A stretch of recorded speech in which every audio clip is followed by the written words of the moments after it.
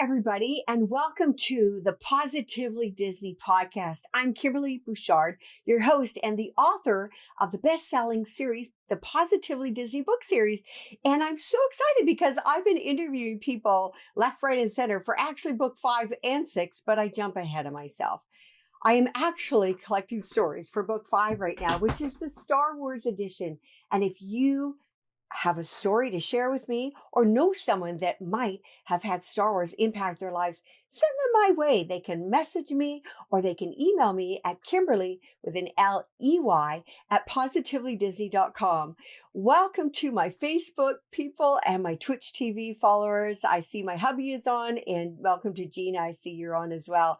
I am so excited about tonight, but before we go on to talking about our guest that I'm just absolutely over the moon to talk with, I just have to tell you that I am so grateful for you guys out there, and I get the neatest things sent to me from all over the world, and I really wanted to share that with you because it really does warm my heart. I don't expect anything, and all of a sudden this had come in the mail. This was a little bit over the holidays. I don't know if you can see it, but it's the 90th anniversary pin of Mickey Mouse from Disneyland Paris, and it's just adorable. I really, really love it.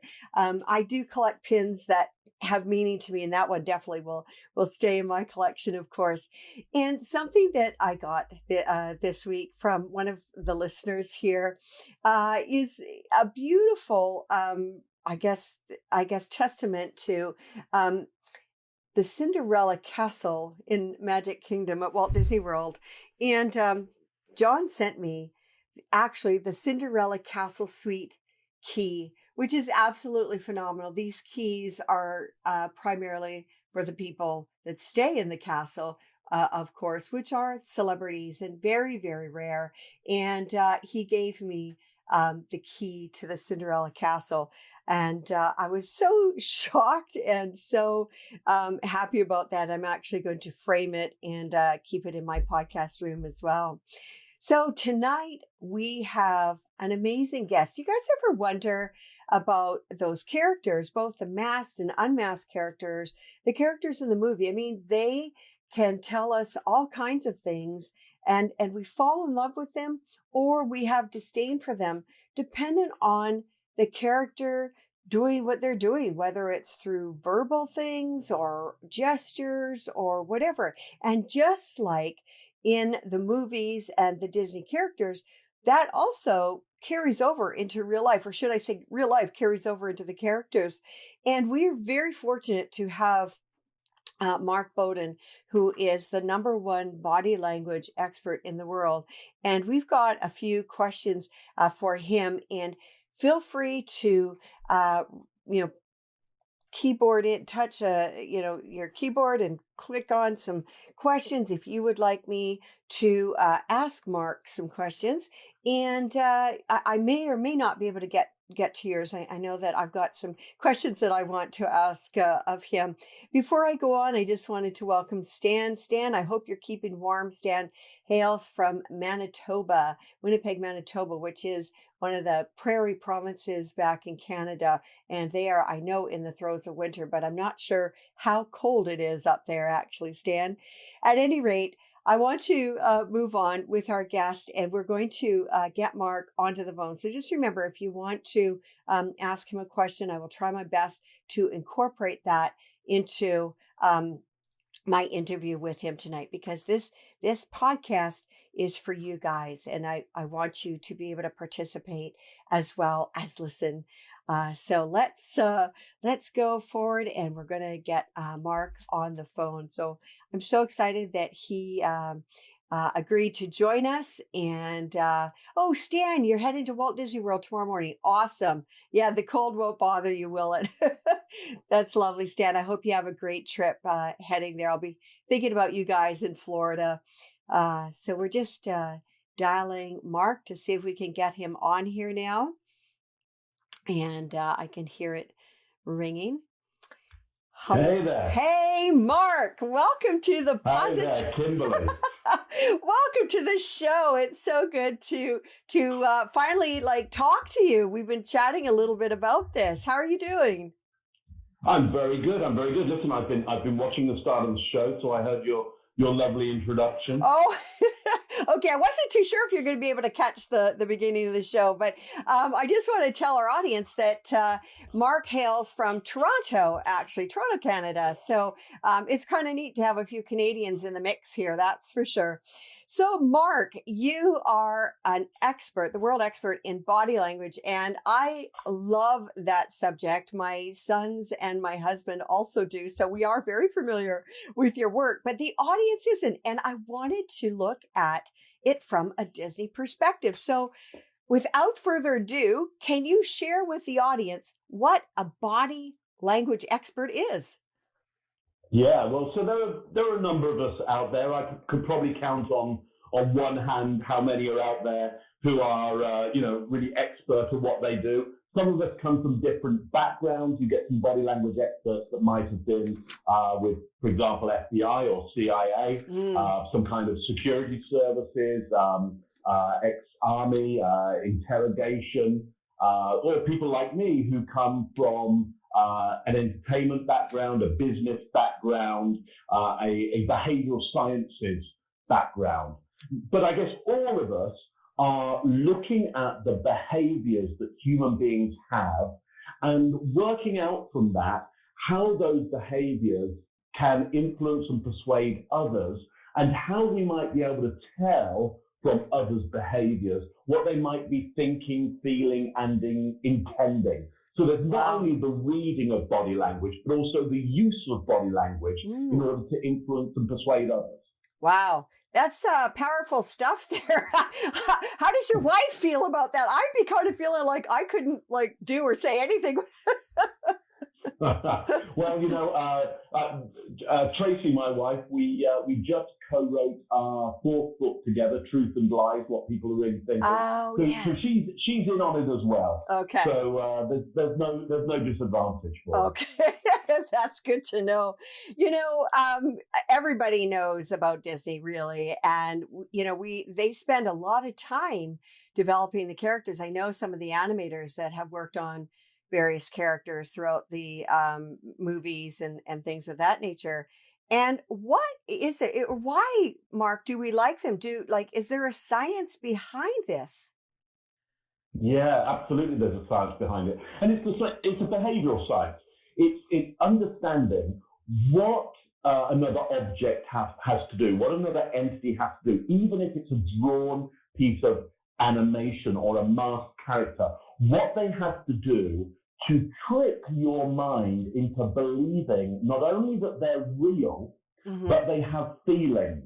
You see, Mickey, on the whole, when you meet, Mickey on celluloid, it's a two-dimensional moving drawing. Right. And yet, how come we fall in love with him? How come he can transform, many people's life? I remember going to one of the Disney locations and seeing a great quote from Walt Disney, which was, "Remember, it all started with a mouse." Yeah. Well, it all started with a lot less than that. It started with lines on a page. Right. And those lines moving in such a way that people's brains go, "You know what? I think that's alive." Oh. And then their brains go, "You know what? I think it's got a message for me. I think it knows me. I think that now live thing, I can have empathy for it." So that it's those moments of empathy, the same empathy that we have with other human beings, that we can have with moving lines if they're drawn and they move in a very specific way to trigger that empathy. Does that make sense, Kimberley? It does. And it's very simplistic, but it's also very powerful in its simplicity, because it just shows how, I don't know if this is the right word, but vulnerable human emotions are towards things, Well, yeah, vulnerable, but also, look, there's two sides to every coin. Right. So we could say, yes, human beings are very vulnerable and our emotions are vulnerable. At the same time, there's a great beauty in that vulnerability, because it means they can be triggered into really amazing feelings. As you were talking about earlier, love or disdain. There's two different sides there. Well, sure, in a great narrative, a great story, I can, a great animator can trigger other human beings into, fear for one character, but love for another character, and therefore take you through a very exciting story full of very, human emotions. And I think what you said before, very simple. Well, that's the key, I believe, to great animation and the great playing of the characters. If you're mastered or in the full body, which is it's the simplicity of it. What do you need to do, which is very, very simple, but will trigger the feelings in people? Right. Because ultimately, people are very complex. So, for example, I'm watching your image at the moment on the video in front of me, and oh no! So I'm watching you, and actually, you're too complex for animation. There's too much going on with you. An animator would have to take you and simplify and kind of, I guess, distill down what you are into a character that could be reproduced and then recognized. And Mickey Mouse is a great example of that, because I'm seeing the images of Mickey Mouse that you have to the back of you, and you've got kind of three different versions there. And it's interesting, isn't it? Because even in profile and in black and white, we still recognize Mickey's shape. Oh yeah. It's quite it's magical, really, when you think about it, how these animations can be created to create these emotions and love and the opposite, hatred almost for the characters, and those are powerful emotions, aren't they? Well, yeah, they're very, very powerful emotions, and that's why Disney has done so well, because right from when Walt started this, I think clearly he totally understood about the experience of an audience, and he was clearly fascinated in how do you trigger an incredible experience in an audience that makes them want to come back time and time and time again and experience it again and again in different ways. And so he understood recognizability is so important. And I guess that's one of the reasons he focused on Mickey for that, I guess the central icon around Disney, and over time produced a figure that was recognizable anywhere in the world, even in silhouette, even in shadow. Wherever you go, you'll be able to see those two ears and go, okay, that's Mickey. Yeah, that's truly amazing. That's genius, actually, when you think about it. It's absolutely it is absolutely genius. Now, what's interesting is I think in those two ears, what we're actually seeing there is another pair of eyes. It's just another way of we as human beings get very attracted to the idea of eyes. The first thing we're looking for is, okay, do they have eyes? Because eyes is the targeting mechanism. Right. If you look at Mickey, there's around about 3, maybe 4 pairs of eyes on Mickey, which is there's his eyes, there's his ears, which look like eyes. Right. There's the buttons on his short tunic, which look like eyes, and then even his feet sometimes look like eyes. My gosh, I never even thought of that. Wow. Yeah. So it triggers in us a great kind of targeting mechanism, because we've got lots of these potential eyes looking at us. Wow. Well, I'm not going to look at Mickey Mouse the way I used to, that's for sure. I'll be looking at it in a new light. Oh my goodness. That's really fascinating. Do you have any kind of ideas about some of the other characters? I mean, there's so many, but do you have a few that, whether they're masked or unmasked, actually? Yeah. So I was thinking today about probably one of the second most iconic of the Disney characters, Donald Duck. I think Yeah. Donald probably came after Mickey. And what's interesting about Donald, well, you've got these two big eyes and you've got this beak which shows direction. So we call that in when we work with masks, we call that the cut, which means it's how it cuts through the air. And that cut, the eyes follow that cut, that beak. And it means you can start to explain emotions with the way that beak moves through the air, the rhythm of that. Wow. You know, because obviously a small movement at the head end of the beak produces a very big movement at the end of the beak. So everything gets exaggerated. Now the interesting thing for me about Donald is his character and the anger and frustration he's able to show. If you think about Donald, he's often getting angry or frustrated at stuff in a way that Mickey doesn't so much. Mickey tends to be, quite happy-go-lucky, very loving of everything, very easygoing, a lot of pleasure, a lot of joy, and a lot of energy. Yeah. I guess Donald was probably produced afterwards in order to give the audience a way of insight and seeing and playing around with those more aggressive, angry, frustrated feelings. Which are all very important for us as humans, and especially for kids, to experiment with those and get used to them and get used to managing them. Now, here's a really interesting thing, Kimberley, is that when you watch Donald and you watch Donald get angry and frustrated, it's a tangible feeling in you. You really feel his anger. Yeah. Yet Donald isn't angry. He's not real. He's just movement. Yeah. He's just movement on it. So where is the anger and frustration coming from? Right. It's yours. It's you. You project. He moves in a certain way. His body language moves. What happens is our brains get what we call theory of mind. We watch that body move, and our brain goes, if I was moving like that, I would be angry. Wow. And we get that angry feeling or frustrated feeling, and then we project it onto the character, and we go, Donald is angry now, yet he isn't.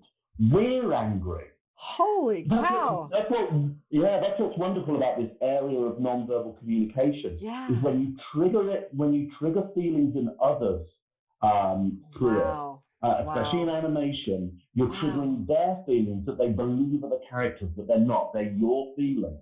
Holy cow. That is incredible. I'm not going to look at Donald like I used to either. Wow. That is amazing. Because, I always, when I do my talks, people know that I consider Donald Duck my guy, but Mickey's got my heart. And it's so funny because Donald seems to be at the receiving end of just having practical jokes played on him and that. But what's so weird is that's me. I'm always the one that is on the receiving end of the practical jokes. It's unbelievable. And so that is really odd. Oh, I'm going to be asking people who their favorite character is and studying them a little bit closer. I guess what happens is the characters we have most empathy for that easily trigger in us feelings, probably because we have those feelings more. So they easily trigger us in feelings. We probably like them more because we feel them more like us. Yeah. Now it would be interesting to ask different people, what do you think Donald's feelings are? Because you might find with different people, they highlight different feelings. They see different feelings in the character.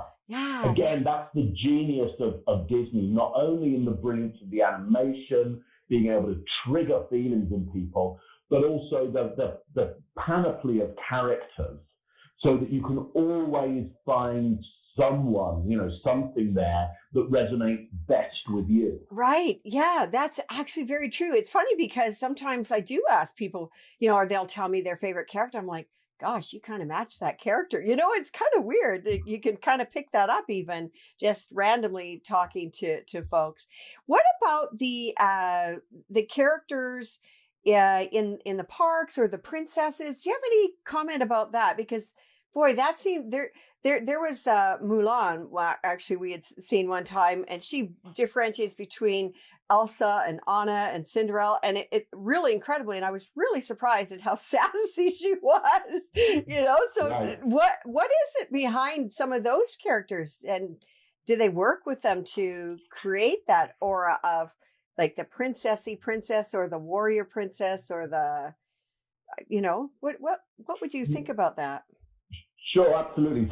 So we know for sure that there's great performers in these parks, Okay. extraordinary performers, well trained who work every day at trying to bring an incredible experience to the audience. Mm. And the interesting is, how do they look at performing those characters? Some of the suits they're wearing are big and heavy Mm-hmm. and can restrict some elements of movement. Right. And so number one, next time you watch those performers, just check out their energy level. Just their energy level. Makes sense. Understand these are from animated characters, and animation comes from the Latin anima, which literally means life. Okay. So because when you animate something, you give it life or the illusion of life. And so these performers are having to reanimate for you these characters that you've seen time and time again. Wow. Here's what I believe they're going for, is they're looking at things like the rhythm of the character. And let's just take rhythm down into the tempo. Is the character slow or is it fast? Or when is it slow? And when is it fast? Does it suddenly burst with energy and stop? Is it flowing? So does it flow or is it staccato? Think about music that you know and think about the characters, how they might fit music. So you've got that musical idea of, say, legato, which is slow and flowing, a bit like, water moving on a lake. And what the animators will do, the human animators when they're playing the costumes, is think about the rhythm of that movement in order so when the audience see that movement, they take on that rhythm as well and start to feel the same feelings. Now, at the same time, all of these characters can never be as complex as real human beings. Right. Because real human beings are not very understandable. We do our best, but we're tough to understand. Yeah. Whereas the beauty of Disney characters is they are absolutely understandable and it's sometimes quite predictable. If I approach Mickey, do I expect he's going to be happy to see me, sad to see me, indifferent to me? No, I predict he will be happy to see me. Right. In fact, I predict that I'm going to get the feeling when I approach Mickey that I have made his day showing up. Right. That this is the best thing that happened to him today. Now, and that's predictability. So we love this predictability. Yeah.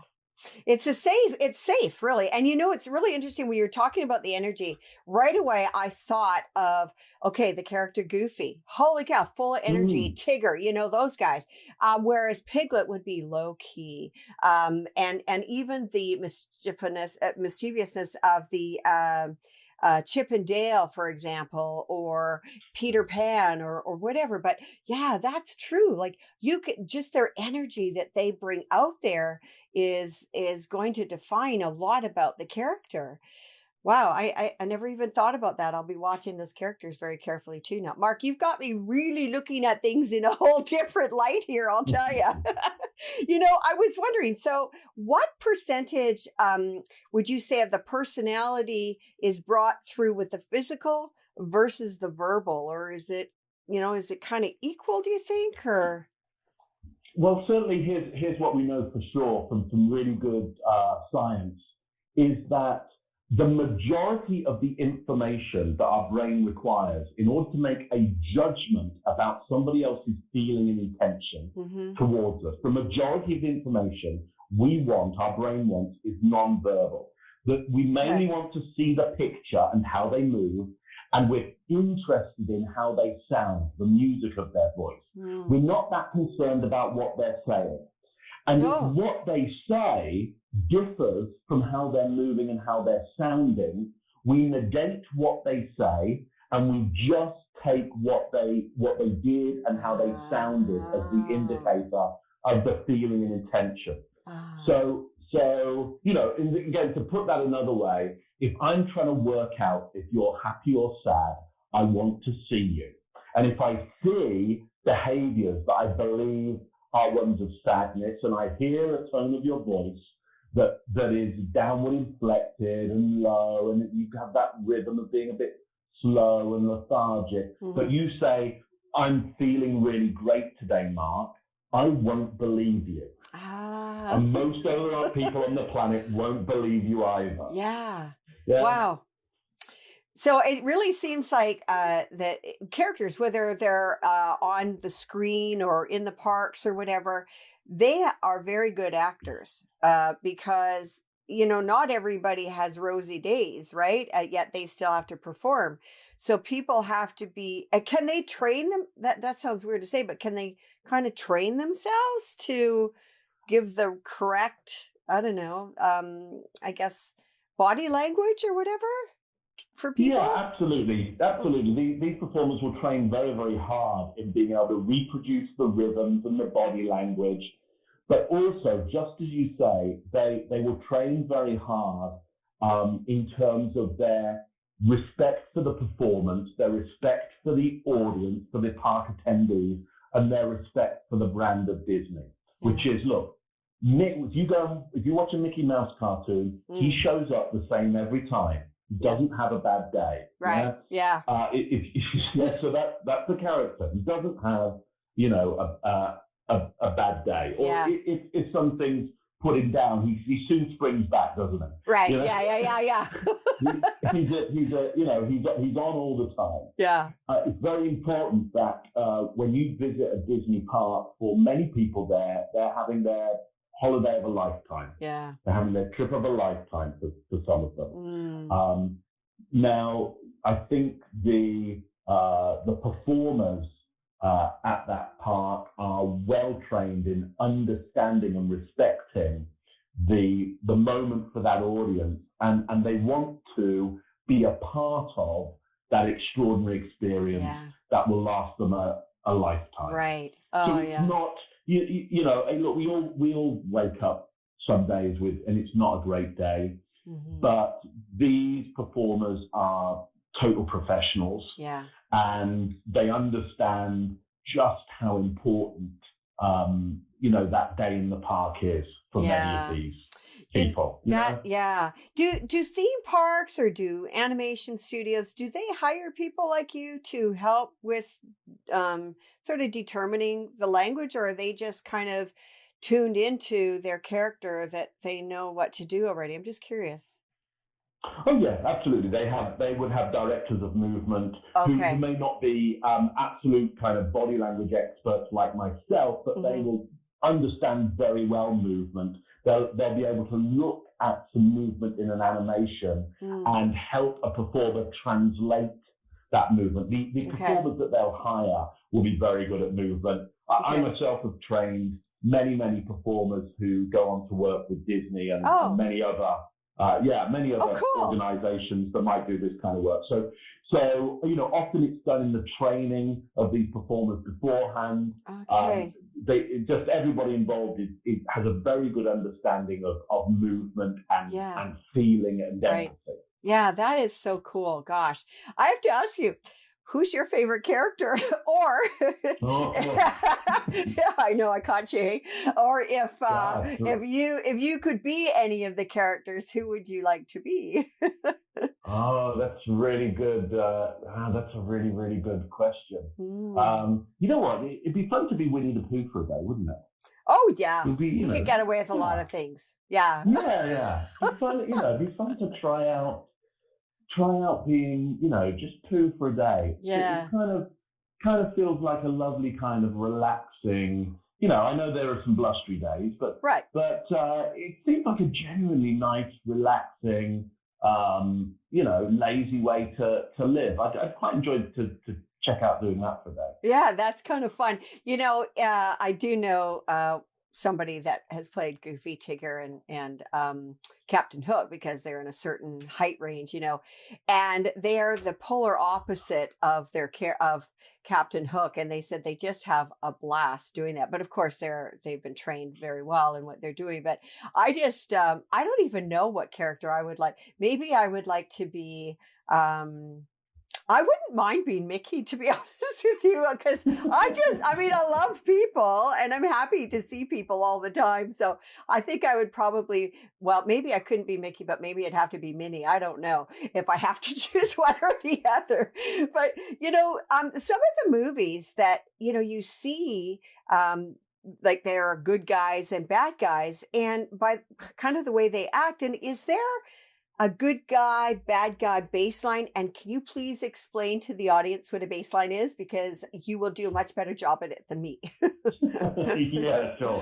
So as a general rule, the idea of good guy and bad guy is really playing upon some of our most kind of primitive instincts about the way the world is and what's dangerous and what isn't.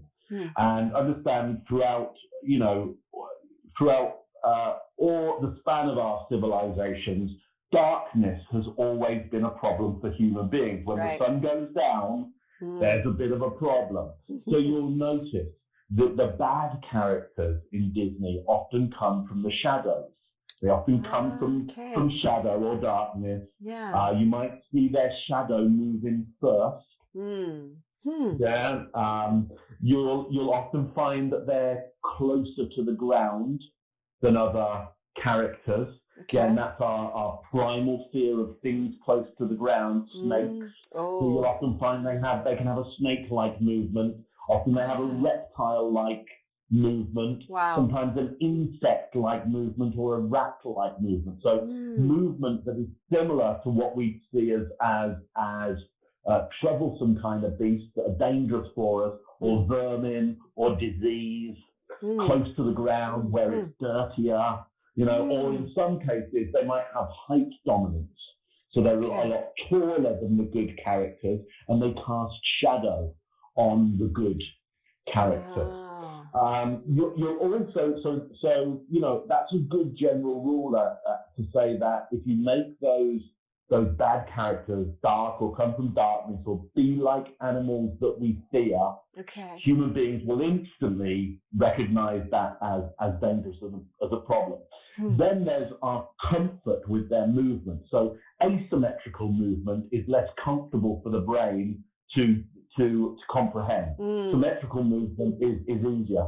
So you'll notice the bad characters move often asymmetrically. Both sides of the body don't do the same kind of thing. The good characters are more symmetrical in their movement. You'll see their faces are more symmetrical. The bad characters have more asymmetrical faces. So, a great example of that, I think, is the witch from Snow White. One of the first times we see her, her face is very asymmetrical. She's got one big bulging eye, another eye that doesn't quite isn't the same. She has fingers that are like a spider, kind of bony, and they actually move around a bit like a spider. She's dark. She comes from the shadows. She also displays a hair which is a kind of a dirty kind of greeny grey colour, which suggests it hasn't got any luster in it, and the hair's dying, which means she's maybe ill or diseased and hasn't got very good nutrition. So again, it's not very healthy. You put that against Snow White, who has perfect skin, rosy cheeks, beautiful glossy hair. That's all to say she's got great genetic code. She's got really good food source. She's got no disease at all.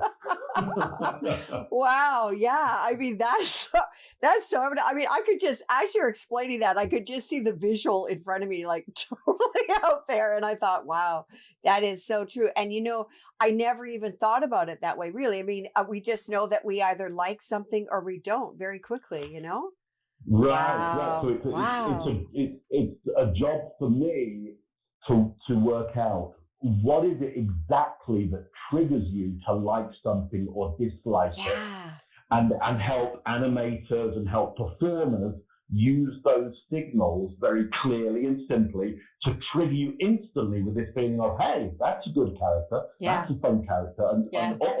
that's a bad character, that's a Yeah. nasty character. Yeah. Wow, that is so cool. Mark, I know that you do some you do training and you have books out there.